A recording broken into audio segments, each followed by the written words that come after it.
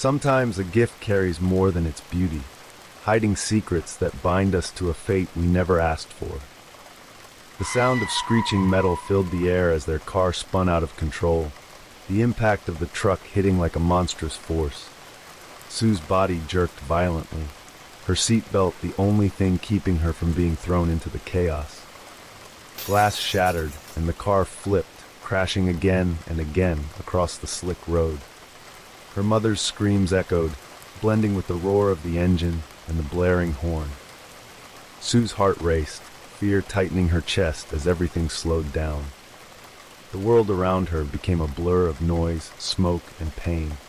She felt the car land upside down, the silence that followed only broken by the faint sound of dripping gasoline and the crackling of broken glass.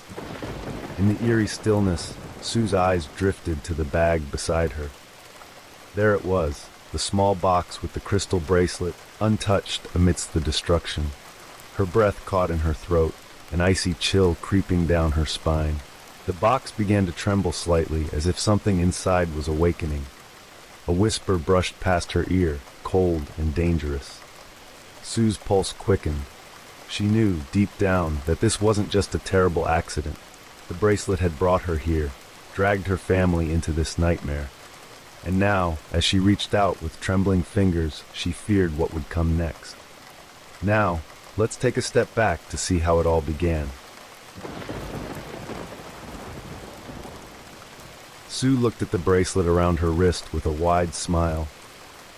The small crystal ball in the center sparkled under the sunlight that streamed through the bedroom window.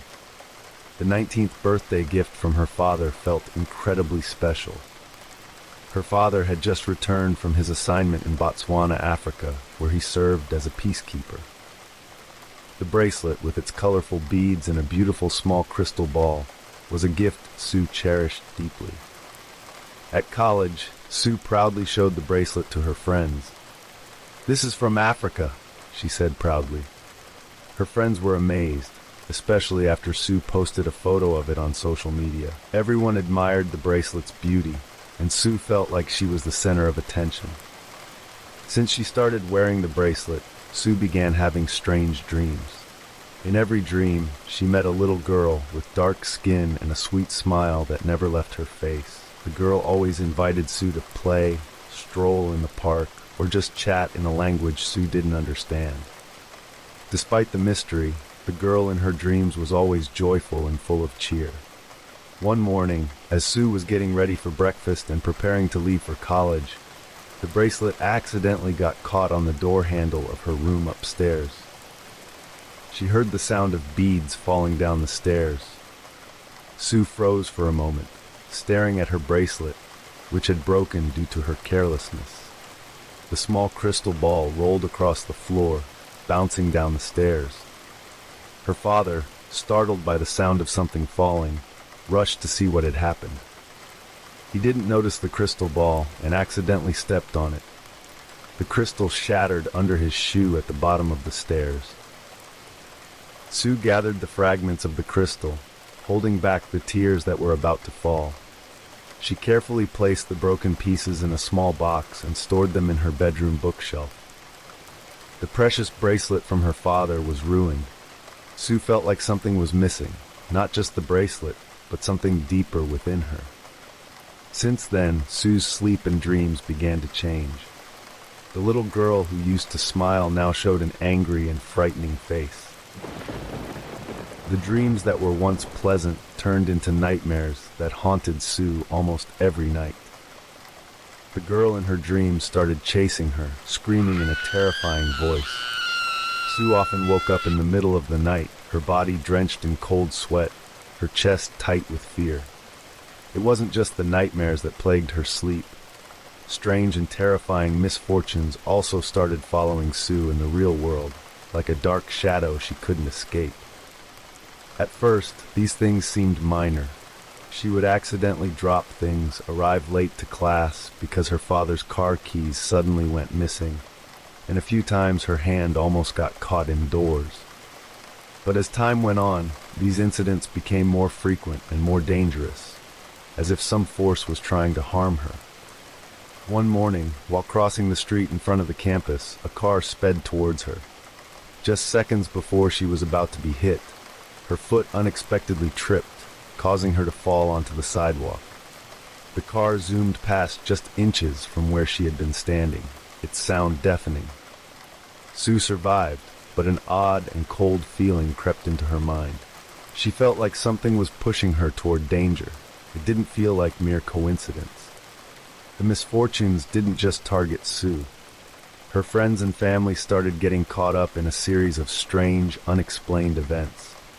These incidents seemed random, but to Sue, they formed a frightening pattern. Every incident felt like a warning, as if some force wanted to destroy her life or harm anyone close to her. Sue, who had once been cheerful and lively, now became withdrawn and quiet. Every corner seemed filled with threats. Every step felt dangerous. She began avoiding her friends, afraid they would be harmed by her bad luck. One by one, the people around her grew concerned, trying to figure out what had happened to Sue. But she had no answers. She didn't know what was wrong and had no explanation for it. Sue's parents began to worry. They took her to several psychiatrists, but nothing changed.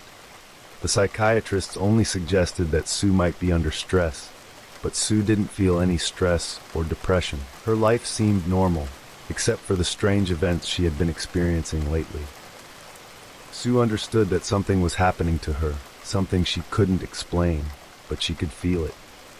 She continued with her life, though it felt as if she had become a completely different person.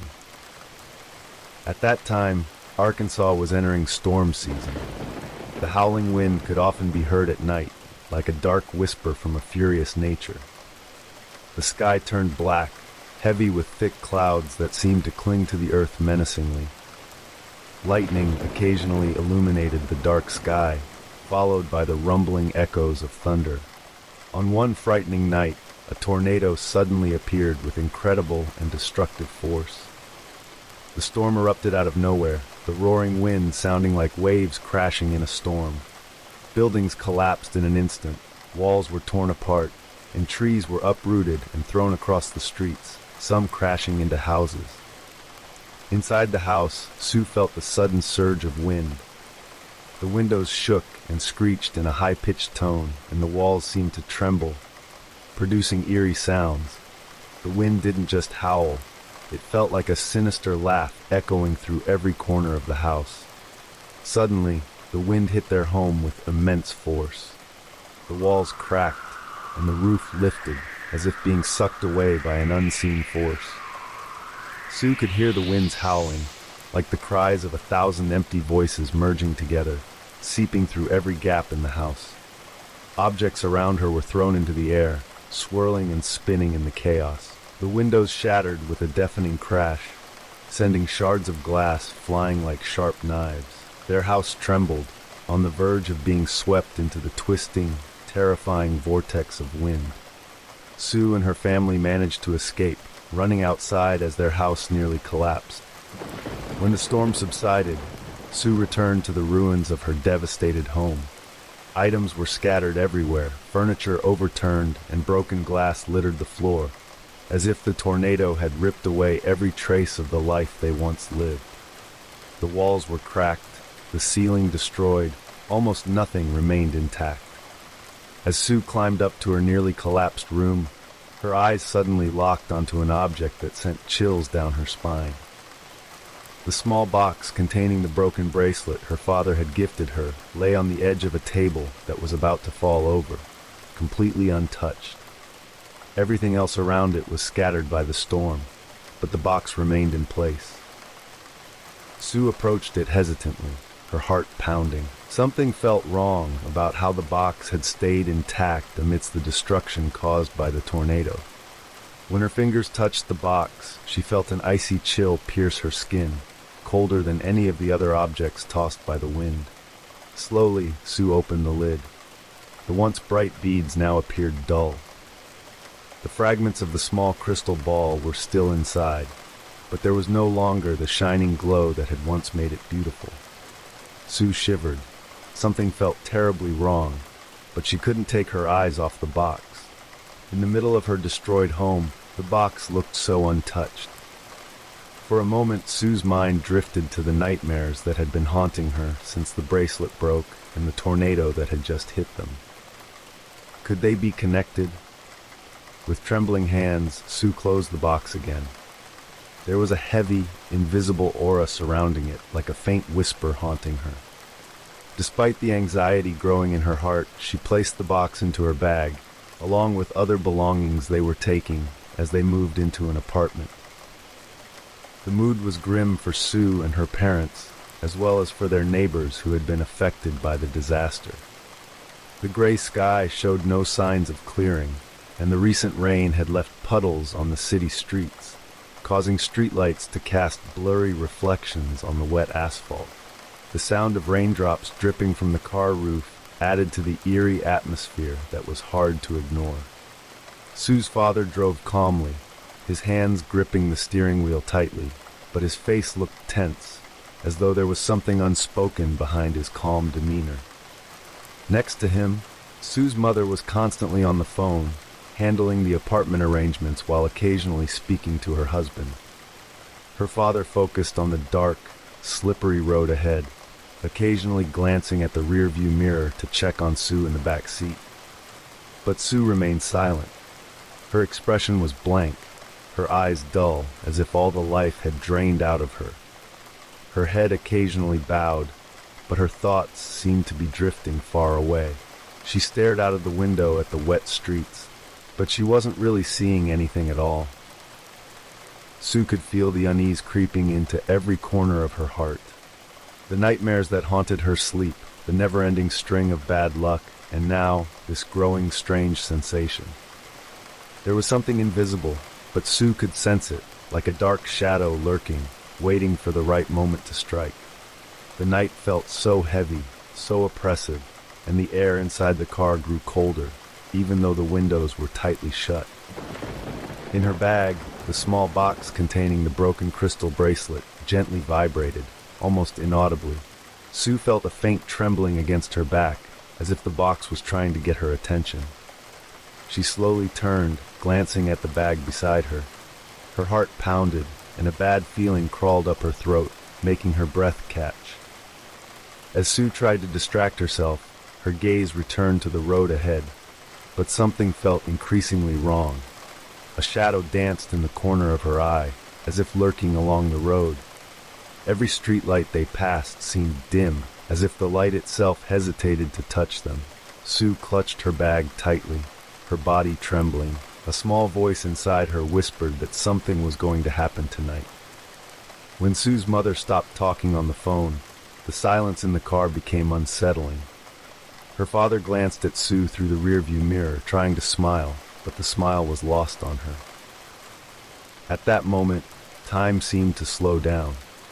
Sue heard a faint whisper, not from inside the car, but from somewhere further away, darker. It was a cold and dangerous sound, like the wind brushing past her ear, telling her that something bad was about to happen. In a matter of seconds, the quiet night turned into a nightmare. Sue's father drove down the empty highway, the wind outside gently whistling. The rain made the asphalt slick, while the dim streetlights added to the eerie atmosphere. Suddenly, in the distance, bright headlights from a large truck appeared, cutting through the darkness. The light was so blinding that Sue squinted her eyes, not fully processing what was happening next. A loud, blaring horn shattered the silence. Sue's mother stopped mid-sentence, her eyes wide as she screamed. Her father, startled, quickly tried to swerve the car, but everything happened too fast. In an instant, the massive truck loomed in front of them like an unstoppable monster. The tires screeched loudly as the truck tried to brake, but it was moving too fast. The impact was so powerful it felt like the earth shook.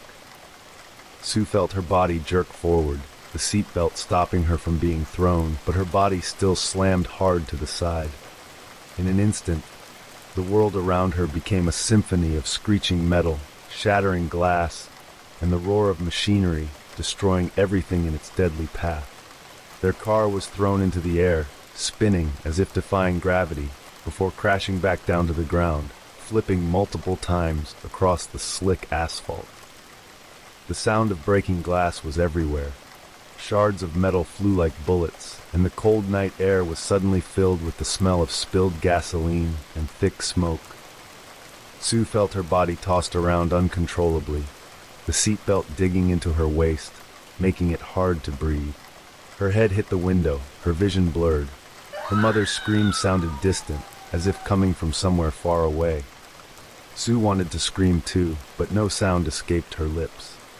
Her chest felt tight, and each second passed slowly, like a movie playing in slow motion. When the car finally came to a stop, upside down, the world fell into a deafening silence. Sue hung in her seat, trapped inside the wrecked car. Shards of glass clung to her skin, blood dripped from her forehead, but the pain seemed numb. In that eerie quiet, her consciousness began to fade. In the corner of her blurry vision, Sue felt something suddenly in her hand. The small box containing the bracelet. Everything went dark, silent. When Sue opened her eyes, she found herself standing frozen in a garden, an unfamiliar place. The little girl with dark skin appeared again, but this time she wasn't smiling. Her face was serious, her eyes staring sharply at Sue. "I've been waiting for you," the girl said, her voice cold and filled with mystery. Sue frowned, trying to speak, but no sound came from her mouth. Her body felt light, as if she were floating. "Do you know what has happened?" the girl asked again, stepping closer slowly. "You've been carrying a part of my life for a long time. That bracelet, it belongs to me." Sue was stunned. The bracelet? It belonged to this girl? "When your father shattered the crystal ball, you broke the bond that connected me to this world. Now your time is up." Sue remained silent. Everything was beginning to make sense. The dreams, the nightmares, the misfortune, all because of the bracelet. This girl wasn't just a figment of her imagination. She was a spirit tied to the crystal ball, and now Sue was in a different world. The gentle wind blowing through the garden carried Sue further into the darkness. She might never return. The next day, the tragic accident was all over the news, filling every television screen, local online media, and social networks. The images of destruction were clear, showing the remains of a car beyond recognition, with metal and glass debris scattered across the road. Meanwhile, Sue and her family, the victims of the crash, were rushed to the hospital. The blaring sirens of the ambulance broke the stillness of the night. Their injuries from the collision were severe, beyond repair. There was nothing left to save. In the emergency room, doctors fought with all their might, but they could not change the course of fate. Minute by minute passed in a horrifying silence, and eventually they had to surrender. One by one, the lives of Sue, her father, and her mother slowly faded, leaving this world in a silence that words cannot describe. In the cold, quiet corner of the hospital, the stillness was overwhelming. Sue's family was gone. The large trailer truck that caused the tragic accident was driven by a middle-aged man. When the police arrived at the scene, they immediately suspected something was wrong. The strong smell of alcohol filled the wrecked truck's cabin. The man, unconscious behind the wheel, was pronounced dead on the spot. The police believed that the driver lost control due to being intoxicated. With the heavy rain pouring down that night, the roads were slippery, and the truck driver was unable to stop in time. As a result, the massive truck sped recklessly on the empty road, crashing mercilessly into Sue's family car. After further investigation, it was revealed that the man was a citizen of Botswana, Africa. An immigrant who had moved to America after his only daughter died, a victim of rape by a group of soldiers stationed in Botswana. His wife, unable to bear the pain of losing their beloved daughter, took her own life. The night wind still blew softly, as if silently witnessing the strange twist of fate between the crystal bracelet and the driver from the same land. A coincidence too dark to be considered mere chance.